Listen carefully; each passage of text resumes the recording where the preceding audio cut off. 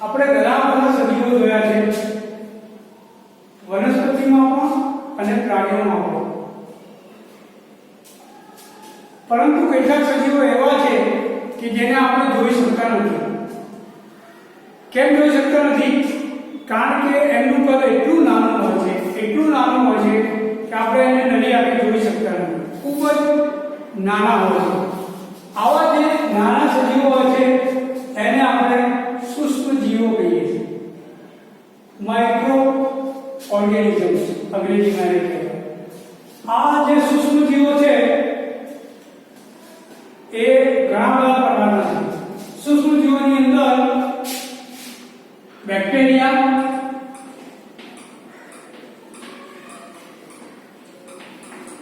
પ્રજીવ, ફૂગ અને કેટલીક પ્રકારની જીવ જોવા મળે છે. આ બધા સૂક્ષ્મ જીવો છે. આ ઉપરાંત એક વાયરસ હોય છે.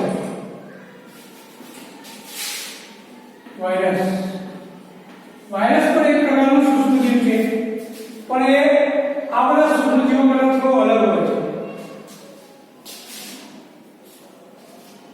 આમ અલગ અલગ પ્રકારના સૂક્ષ્મ જીવો આપણને જોવા મળે છે.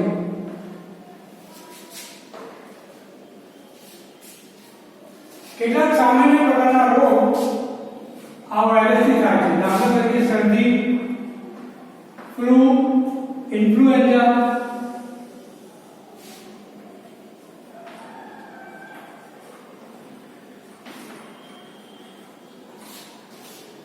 આવી ઘણી બીમારીઓ આ વાયરસને લીધે થાય છે. ઉધરસ,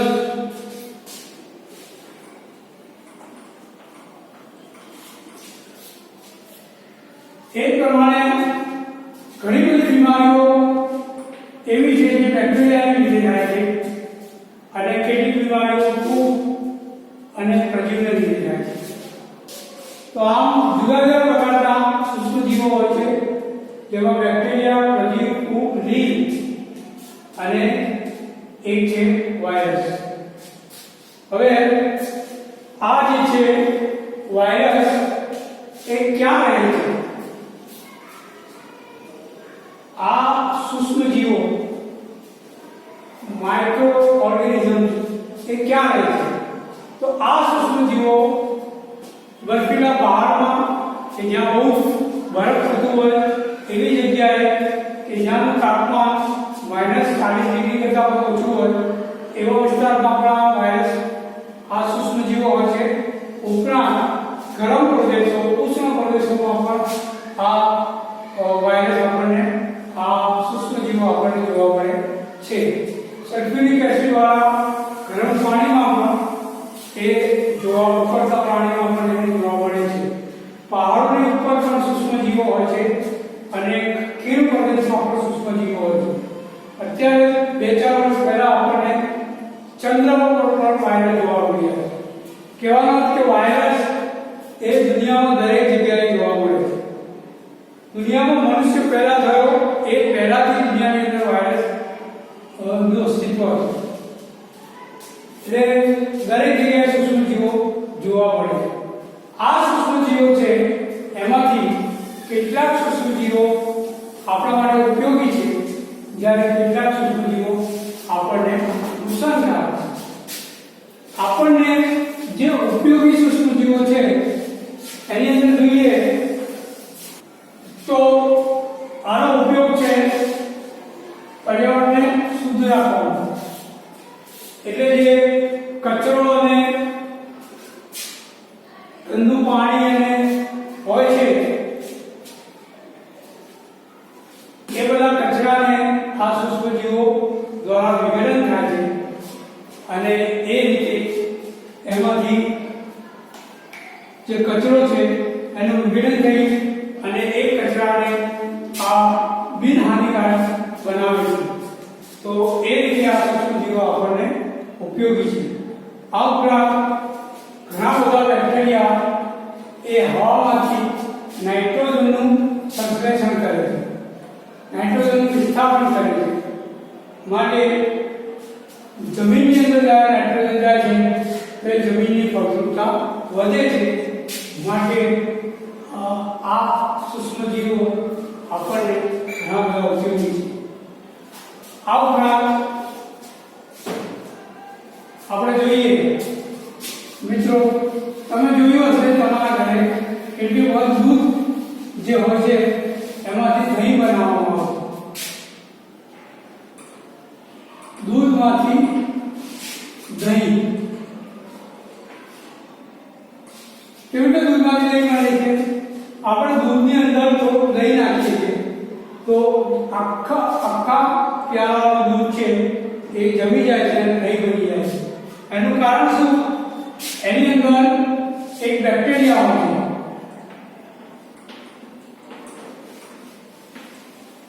લેક્ટોબેસિલસ. આ બેક્ટેરિયાનું નામ છે લેક્ટોબેસિલસ. આ બેક્ટેરિયાને કારણે દૂધ જે છે એનું દહીંમાં રૂપાંતર થાય છે. આ રીતે આ કુદરતી ફેરફાર થાય છે. તો દહીં બનાવવા માટે આ લેક્ટોબેસિલસ બેક્ટેરિયા કામ આવે છે. આ સૂક્ષ્મજીવો આપણને ઉપયોગી છે. આ ઉપરાંત આપણે ઔદ્યોગિક ઉત્પાદનમાં અને બ્રેડને હાથો લાવવા માટે પણ કેટલાક બેક્ટેરિયાનો ઉપયોગ કરવામાં આવે છે, જેની જે બ્રેડ બની જાય છે એમાં આથવણની પ્રક્રિયા થાય છે.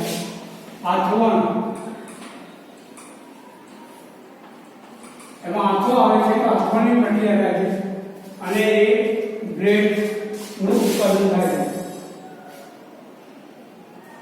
એ જ રીતે ઇડલી ને ફુલાવવા માટે ઢોસા, સાઉથ ઇન્ડિયન જે વાનગી છે એના લોટને પણ આથો લાવવા માટે બેક્ટેરિયા ઉપયોગી છે. આ રીતે આપણને કેટલાક સૂક્ષ્મજીવો ખૂબ જ ઉપયોગી થાય છે. આ એનો આપણે સામાન્ય ઉપયોગ છે, જ્યારે એનો વેપારિક ઉપયોગ પણ છે.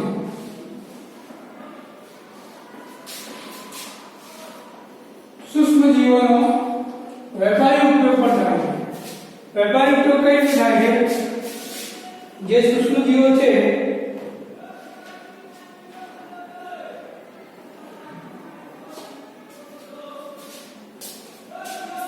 એને ખાસ કરીને આલ્કોહોલ અને દારૂ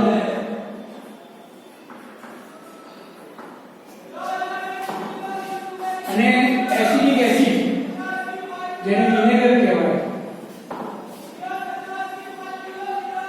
આ બધાના ઔદ્યોગિક ઉત્પાદનમાં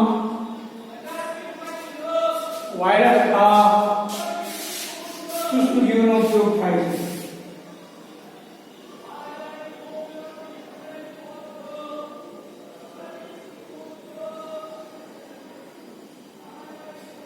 તો આ રીતે સૂક્ષ્મજીવોનો વેપારિક ઉપયોગ પણ થાય છે. આ ઉપરાંત સૂક્ષ્મજીવોને દવા બનાવવા માટે આપણે દવાને ગુજરાતીમાં ઔષધ કહેવાય.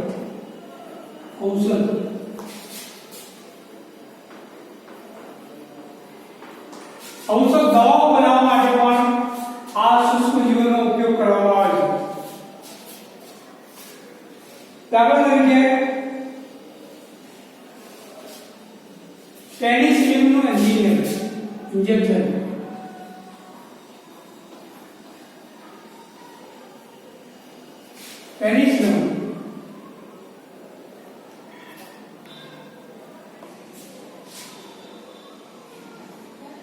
પેનિસિલિનનું ઇન્જેક્શન જે છે એ બનાવવા માટે અથવા કોઈ પણ એન્ટીબાયોટિક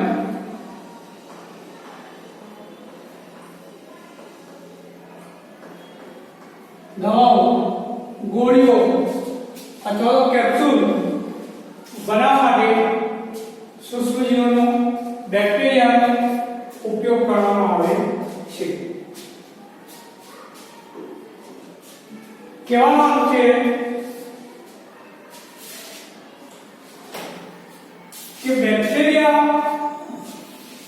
बीमारी दूर करता जो बैक्टीरिया है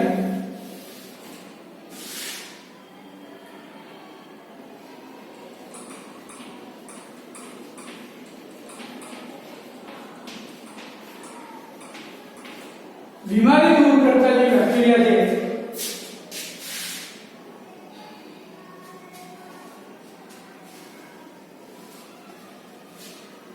बीमारी पैदा करता सूक्ष्म जीवों ने मारी बीमारी दूर करना बैक्टीरिया जे छे एने आपणे इंजेक्शन के गोળી अथवा कैप्सूल स्वरूपे आपણા શરીરમાં લઈએ તો એને એન્ટીબાયોટિક્સ કહેવામાં આવે છે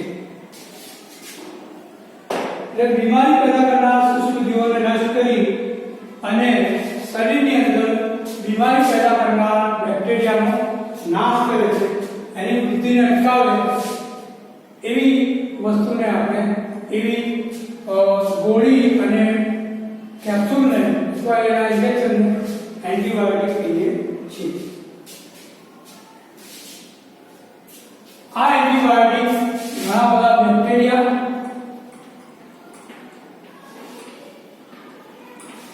તથા ફૂગમાંથી બને છે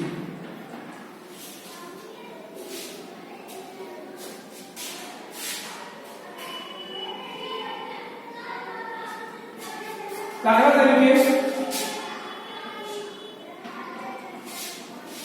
स्ट्रेप्टोमाइसिन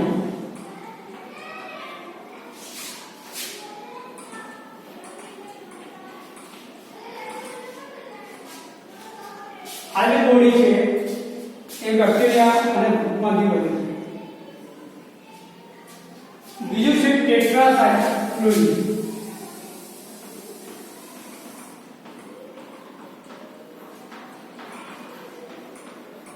ટેટ્રાસાયક્લોઝિન આ પ્રમાણે અનેક પ્રકારની દવાઓ આપણે સૂક્ષ્મજીવોમાંથી બનાવી છે તો ઘણા પ્રકારના સૂક્ષ્મજીવોનું સંવર્ધન કરી અને એન્ટીબાયોટિક્સ બનાવવામાં આવે છે અને આ એન્ટીબાયોટિક્સ એ ઘણી બધી બીમારીઓના ઇલાજમાં કામ આવે છે તો આપણે સૂક્ષ્મજીવોના ઉપયોગો જોયા ત્યાર પછી આવે છે વેક્સિન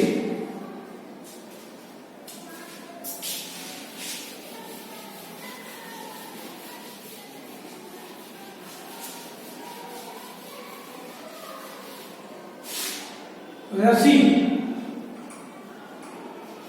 अंग्रेजी में इन्हें वैक्सीन कहते हैं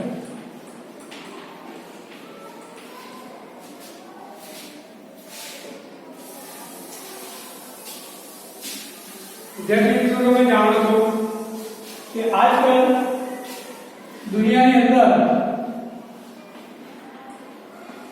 कोरोना जेने આપણે कोविड-19 કહીએ આ એક વાયરસ ખૂબ ફેલી ગયો છે અને એને લીધે મનુષ્યના ફેફસાની બીમારી થાય છે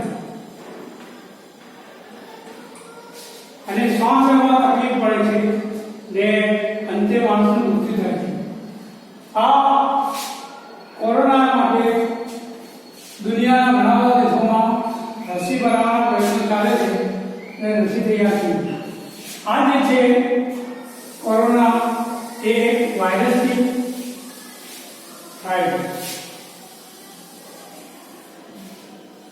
હવે જો આ વાયરસને દૂર કરવું હોય તો એના માટે આપણે રસી લેવી પડે ઘણી બધી બીમારીઓ છે જેની આપણે રસી બનાવી શકીએ હજુ સુધી આપણે કોરોનાની રસી બની નથી ઘણી બધી દાખલા તરીકે પોલિયો શીતળા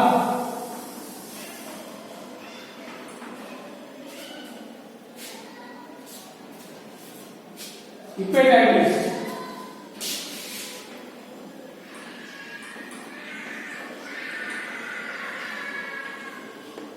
हम अनेक प्रकार की रसी आपने અત્યાર સુધી બનાવી ચૂક્યા છે રસી એટલે શું? જેને આપણે અંગ્રેજીમાં વેક્સિન કહીએ. રસી ખરેખર એવી વસ્તુ છે કે જે વાયરસને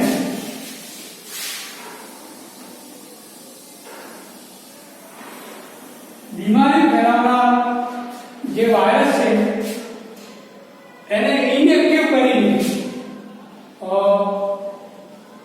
અથવા એને ખૂબ જ નબળા કરીને એને ઇન્જેક્શન દ્વારા પ્રાણીના અથવા મનુષ્યના શરીરમાં દાખલ કરવામાં આવે છે.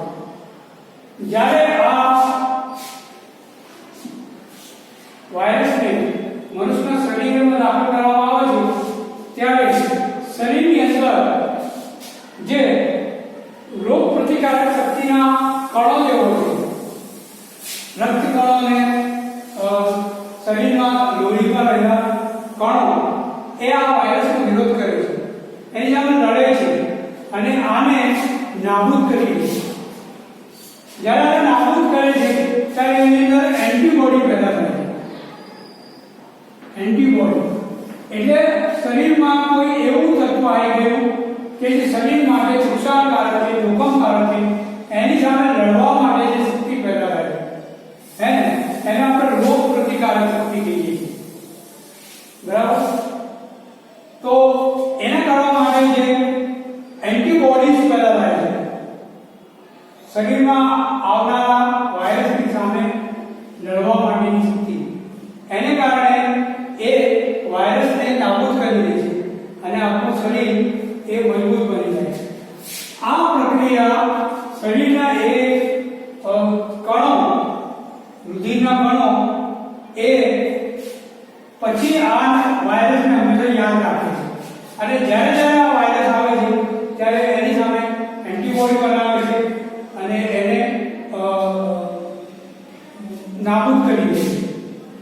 તો આ રીતે આપણે જ્યારે જો આપણે જોયું હશે કે નાનપણમાં આપણે ઘણી બધી નાના બાળકોને રસી અપનાવી, તો એ રસી જ્યારે પણ એક પ્રકારના રોગના કીટાણુઓ કે સૂક્ષ્મજીવો શરીરમાં પેદા થાય તો એ રસી દ્વારા આપેલા જે આપણે અંદર નાખ્યા છે સૂક્ષ્મજીવો એ એન્ટીબોડી બનાવે છે અને રોગ પ્રતિકારક શક્તિ, ઇમ્યુનિટી એની વધારે છે અને એ બીમારીના સૂક્ષ્મજીવોને માત આપે છે,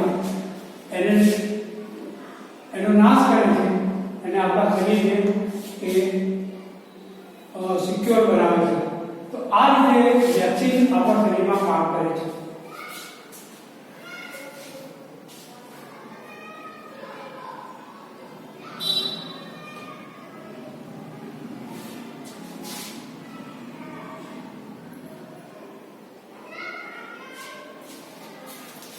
લुई પાસ્ટર નામના વૈજ્ઞાનિક હતા.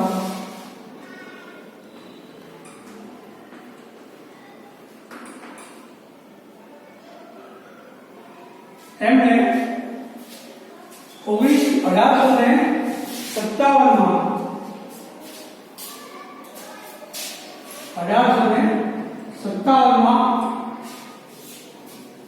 આથોડની પ્રક્રિયા ઝડપી થાય તે માટેની સૂક્ષ્મજીવોની શોધ કરી હતી. એ લुई પાસ્ટર. ત્યાર પછી એક છે એડવર્ડ જેનર. એમણે શીતળાની રસી શોધી હતી. હવે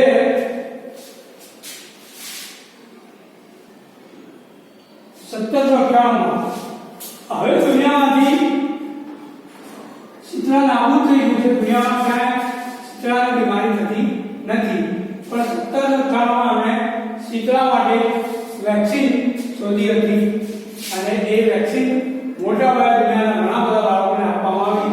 ત્યાર પછી અત્યારે પોલિયોની રસી દુનિયામાં પહેલા થનાર બાળકોને 2 થી 3 વર્ષ 5 વર્ષ સુધીના બાળકોને પોલિયોની રસી આપવામાં આવે, જેને લીધે આ વિશ્વમાંથી પોલિયો ધીરે ધીરે ખલાસ થાય છે, ધીરે ધીરે પોલિયોની બીમારી નાશ પામે છે. તો આ પોલિયોની પણ રસી આપવામાં આવે છે. આમ જુદા જુદા સમયે જે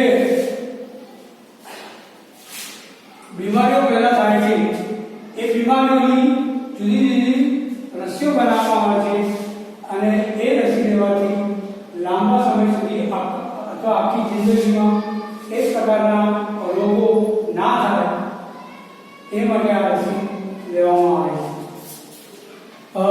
એક એલેક્ઝાન્ડર ફ્લેમિંગ હતા.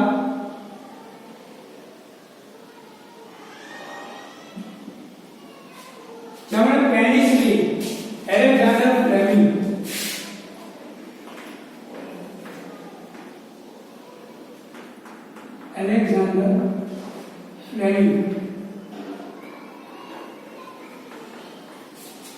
આ એલેક્ઝાન્ડર ફ્લેમિંગે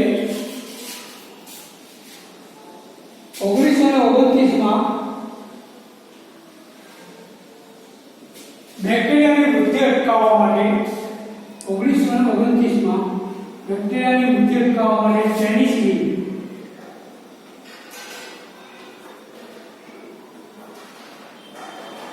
ની રસી શોધી અને પેનિસિલિનનું ઇન્જેક્શન બેક્ટેરિયાને મારવા માટે એન્ટીબાયોટિક તરીકે ખૂબ જ ઉપયોગી છે. તો આમ આપણે જુદી જુદી બીમારીથી બચવા માટે આપણે રસીનો ઉપયોગ કરીએ છીએ અને રસી દ્વારા બીમારી ના ફેલાય એનો આપણે ધ્યાન રાખીએ. ત્યાર પછી છે જમીનની ફળદ્રુપતામાં વધારો. હવે પ્રશ્ન છે કે જમીનની ફળદ્રુપતામાં વધારો કેવી રીતે થાય છે? આપણે જે જમીન છે એના પર આપણે ખેતી કરીએ છીએ એ જમીનની ફળદ્રુપતાનો આધાર તેમાં રહેલા નાઇટ્રોજનને કારણે. જમીનમાં નાઇટ્રોજનનું જે પ્રમાણ છે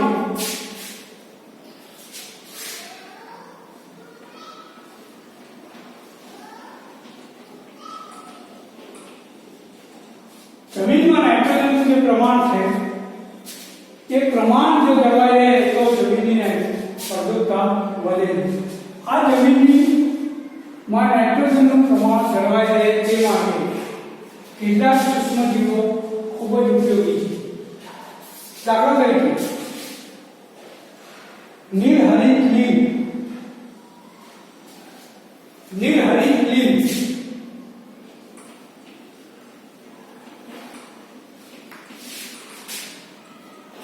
આ એક પ્રકારનો બેક્ટેરિયા છે.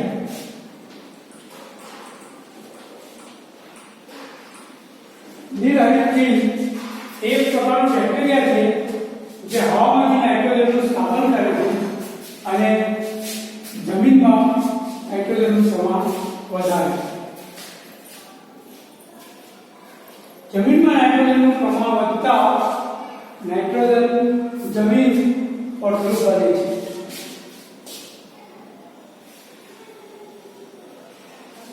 તો આ રીતે જમીન જે છે એ નાઇટ્રોજનનું સ્થાપક તરીકે સૂક્ષ્મજીવો જમીનમાં જાય છે. બીજું છે પર્યાવરણનું શુદ્ધિકરણ. સૂક્ષ્મજીવો છે એ પર્યાવરણને કેવી રીતે શુદ્ધ કરે છે? કેટલાક સૂક્ષ્મજીવો પર્યાવરણને શુદ્ધ કરે છે એની પર આપણે વાત કરીએ.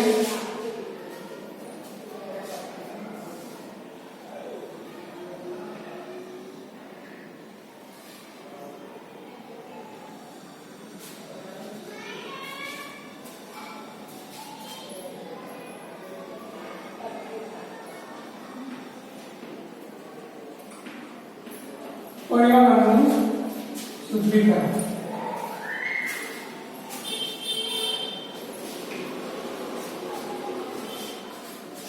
આપણે જમીનની અંદર જે નકામો કચરો છે, કચરો જ્યારે જમીનમાં અથવા શહેરના કે ગામના કોઈ ભાગમાં મૂકીએ છીએ અને જમા કરીએ છીએ ત્યારે એમાં અનેક પ્રકારના સૂક્ષ્મજીવો ઉત્પન્ન થાય છે. આ સૂક્ષ્મજીવો એમાં કેટલાક નુકસાનકારક હોય છે, પરંતુ એમાં રહેલા કેટલાક સૂક્ષ્મજીવો આ નકામા કચરામાંથી જે ઘણો બધો કચરો છે એનું વિઘટન કરે છે. વિઘટન કરી અને એમાંથી હાનિકારક તત્વોને દૂર કરે છે. હાનિકારક તત્વોને દૂર કરે છે.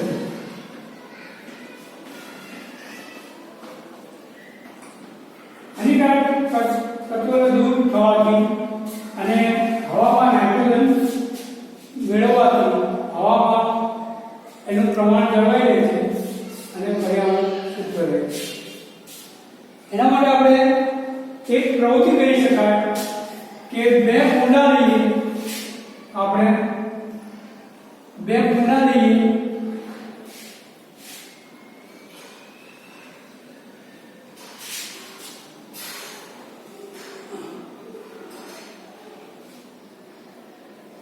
એકનું નામ A આપીએ, એકનું નામ B આપીએ. આજે બે કુંડા છે, એકની અંદર કચરો નકામો કચરો નાખીએ ત્યારે એકની અંદર પ્લાસ્ટિકની થેલીઓ